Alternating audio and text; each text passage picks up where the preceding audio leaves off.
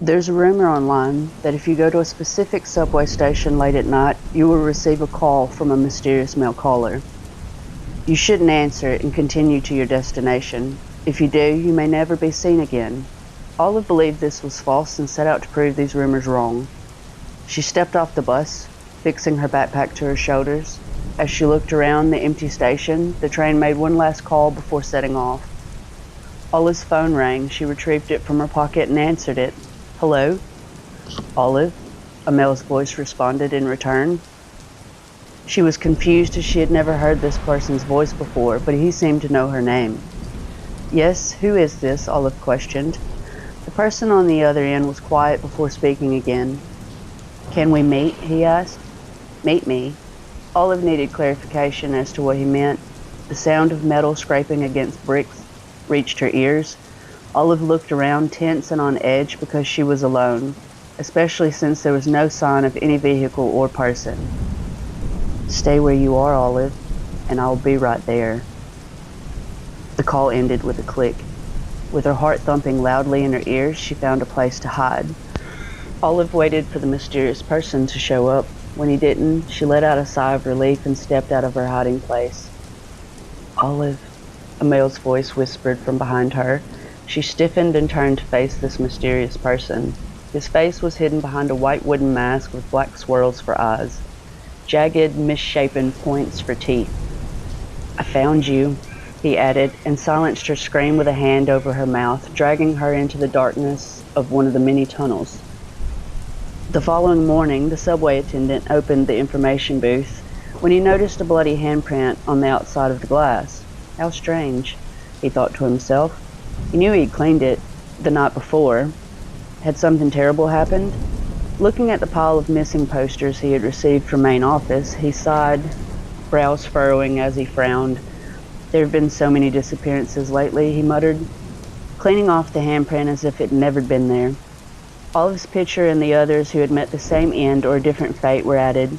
As the attendant posted the missing posters, a broken cell phone lay haphazardly out of sight on the ground outside of the booth. Past it was a narrow tunnel where dim lights flickered overhead. Fresh blood was smeared, trailing and skipping along its brick surface. At the end of the tunnel stands a tall figure. He wears a white wooden mask with black swirls for eyes and misshapen points for teeth to conceal his face. No one knows his true identity or where he came from. The media, however, gave him the name Echo Reaper. If anyone were to answer the call, they would become just a face on a missing poster.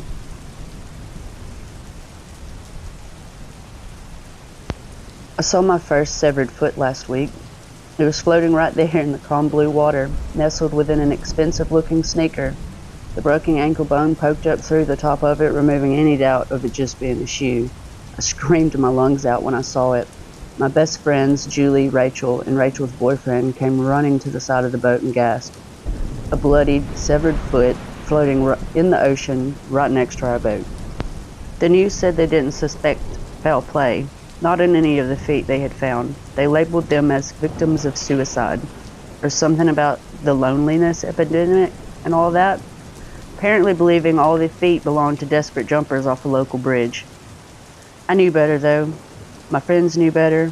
These couldn't all just be suicides. There was obviously a serial killer on the loose in the city. We all knew it. What makes things even worse is that I live alone in my new home. I do all the necessary things. I keep a pair of large, dirty man's work boots on my front door so people think I have a large husband or boyfriend. I changed all the locks as soon as I moved in. I leave the lights on overnight in my living room along with the television.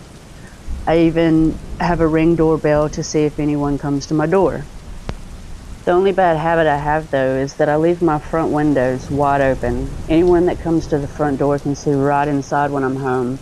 That's exactly what happened last night. Dressed in my revealing workout clothes that I would feel too uncomfortable wearing to an actual gym, I danced around along with the video. It was right as if I was finishing up the last song. I heard the aggressive knock. A tall man dressed in a blue suit knocked on my door. He immediately looked to the window next to the door and he saw me standing there looking at him. "Yes, what do you want?" I said nervously through the window. Obviously, he could see and hear me. The look on his face scared the hell out of me. He was handsome, but in a predatory way. His smile revealed nothing else about what he was thinking. Ma'am, I'm sorry. I'm with something I couldn't hear. Please, this is important. I just came from your neighbor's, Mr. Stinson. Do you mind opening the door? Shit. I had no idea what to do. I had no idea who Mr. Stinson was. I just moved here. I didn't know him on neighbors. Sorry, I can't hear you very well. No, thank you, I said, my voice shaking. Ma'am, you must be mistaken. This is something to do with HOA. Please, do you mind opening the door? Suddenly, the man looked down and saw the work boots next to the door. He smirked slightly. Ma'am, please, this is official. I went to the door. I thought about throwing on a sweater to cover myself up slightly, decided to just get it over with. I opened the door slightly, but stood in front of it. The handsome stranger waved as I opened the door halfway. Ma'am, here. I just came from your neighbor's house, Mrs. Stinson. You must know her. She's having some work done on her home security system. As you know, crime is up significantly in the area. Then the man looked down at the boots again and smirked. Ma'am, do you live alone? He asked, apparently not falling for the deception. No, my husband just stepped out to the gas station. He'll be right back, I lied. Ma'am, I don't think you understand how dangerous it is out here. You've been here all by yourself with no one to protect you. Our device, the Pro Davis, is state-of-the-art and linked to emergency call centers that can dispatch police in a second. Do you mind if I show you something? He says he tried to step towards me. No, I don't want that. Please go, I said while I tried to close the door. That's when he did it. He stuck his polished black loafer shoe right in the doorway, preventing me from closing it. Ma'am, stop. Let me explain. I can schedule you for next week when we come back, he said loudly, almost yelling. No, I screamed. Suddenly, a red mist hit me in the face as the man made an odd grunting sound. Blood trickled down his shirt as he collapsed right in front of my door. More blood then started to flow out of his mouth and nose. Behind the collapsed stranger was another man, dressed in a black hoodie with a black hood covering his face. In his right hand, he was holding something sharp. Hey, are you okay? He asked me. I was trembling so hard I didn't know how to respond. Don't worry, you're safe now. Please go back inside and close the door and don't open it for anyone. I'll take care of this, he said strangely. I closed the door and ran to my bedroom and locked the door. I was about to call the police, but first checked the Ring doorbell camera. There, crouched over the salesman for the Pro Davis security system, was another man in a hoodie. He grabbed the salesman's foot, in the same one that tried to come up into my house. And that's when he started sawing it off.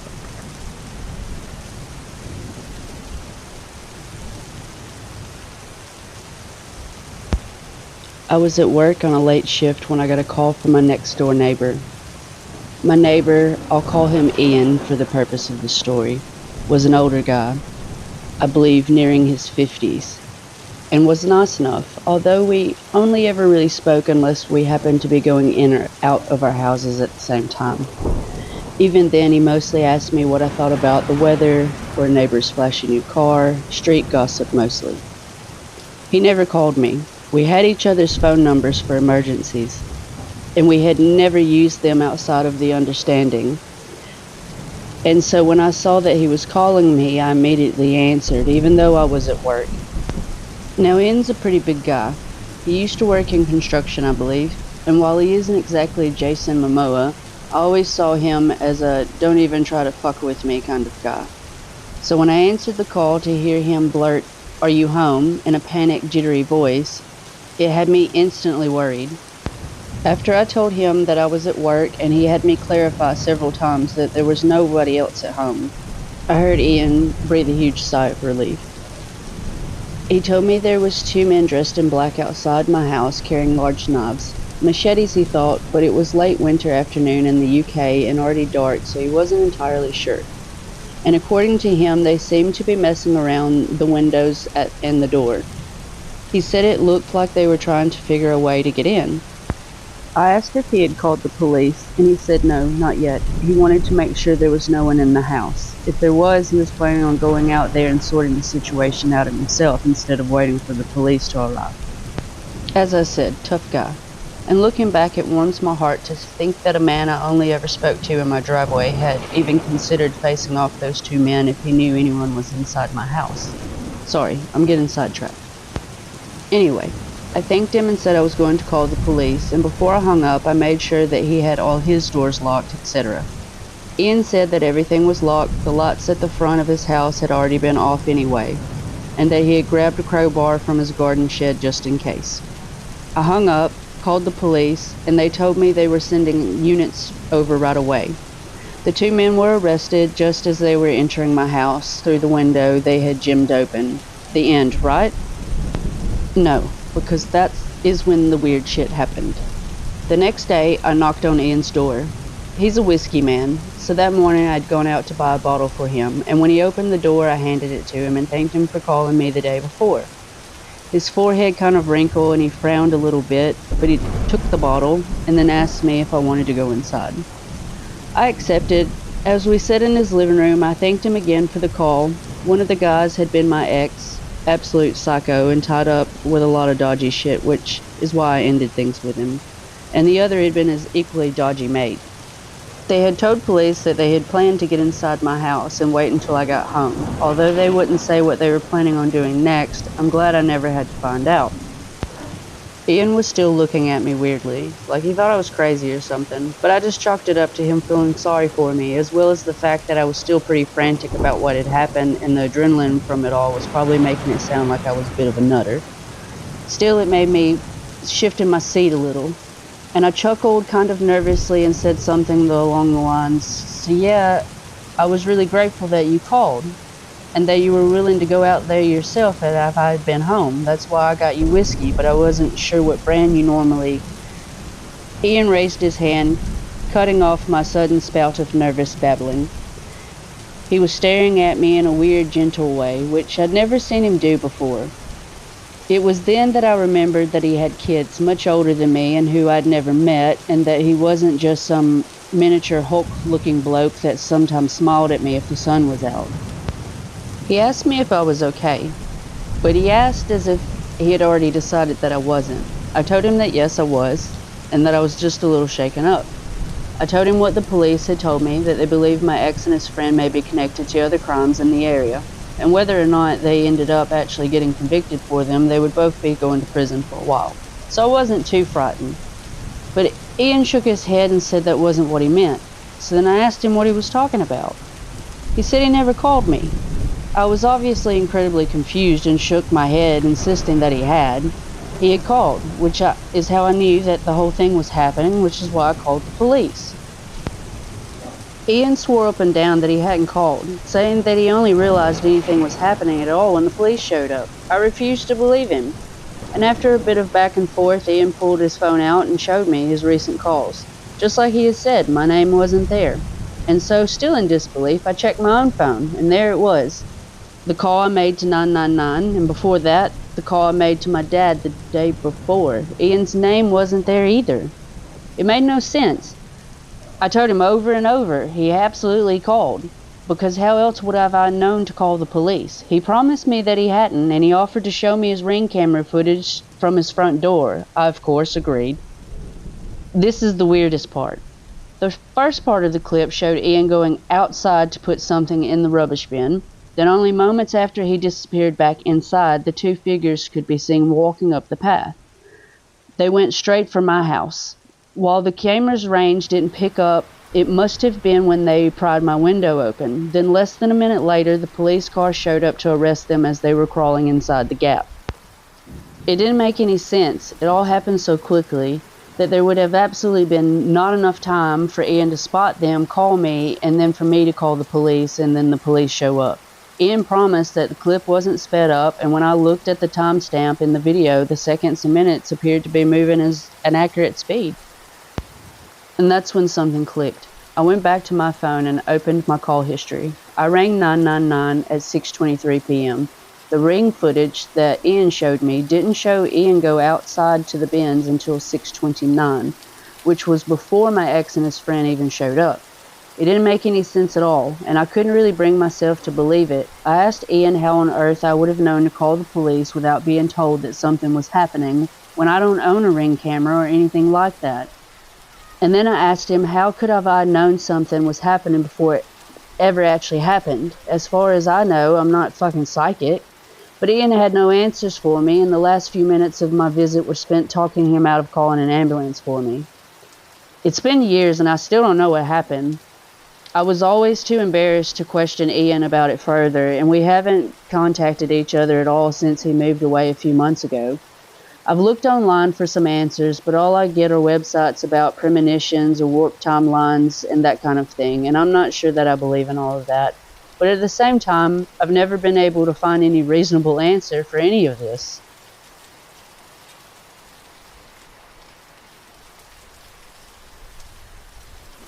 One night in the fall of 2017, I got off work about 11 p.m. and went to the local bar by my house like I usually did for a few drinks before going home. When I got to the bar, there was only one other person in the bar, playing a casino machine. Let's call him Steve. I ordered my drink and began chatting up the bartender, a guy I got along with well. Slow night, I asked. The bartender told me that he only had 3 people in all night, including me. Shortly after, Steve walked up and cashed out a ticket for a few cents. He said something about losing his rent money before laughing and ordering a drink. Steve and I got to talking about nothing important, things like the weather and sports. At about 1:15 a.m., another guy had seen around the bar a few times before walked in and began playing the machines. I knew his name was Jimmy, but that was about it. I stepped outside to smoke a cigarette and Steve followed me. Outside, he asked if he could burn a smoke. I gave him one and we continued our conversation, which had changed about what I did for work, even if I lived around the area. I told him what I did for work and only lived a few blocks away. Honestly, I thought nothing of it. When I asked him the same questions, Steve said he was in between jobs and lived nearby. We walked back inside and the bartender called last call about 1:30 a.m. I bought another drink and a 6-pack to take home. I also bought Steve a drink since he seemed like a cool guy. And about 1:40 a.m. I finished my drink and said goodbye to the bartender and Steve. As I was leaving, I heard Jimmy yell that he had gotten into the bonus round on the machine. I got into my car and I drove home. The next day I went into work about 2:30 p.m.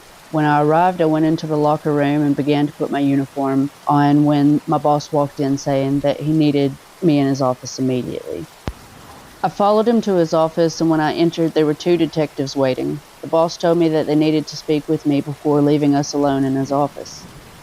I asked the detectives what was going on. One of them, let's call him Bill, showed me a picture and asked if I knew who it was. It was a photo of Steve. I told Bill that I had met him at the bar last night and asked what this was all about. Bill explained that the very morning a man had been found murdered in the park not far from the bar I was at. Not just murdered, decapitated. Bill asked me to tell him everything I remembered from the night prior, which I did. Bill then pulled out his laptop and showed me surveillance footage from the bar, which showed Steve and I speaking and smoking a cigarette. I gave Bill a rundown of what we were talking about as the video played. When video showed Jimmy walking in, Bill asked if I knew who he was.